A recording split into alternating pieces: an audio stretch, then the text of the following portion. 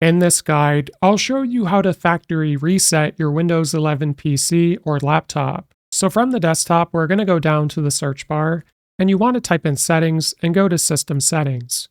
Now from this page, have a look on the left sidebar and select System, and then scroll down until you see the Recovery option, and we're going to select it.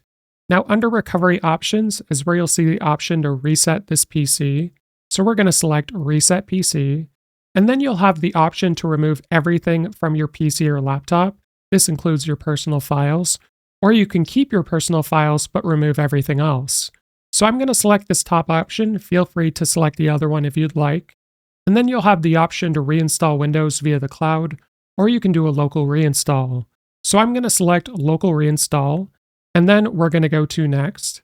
And after a couple seconds, it's going to show you exactly what's going to happen when you reset your PC. So if you're okay with everything here, you can select reset and your PC will go through this process. If this guide was helpful, like and subscribe, and we'll see you in the next one.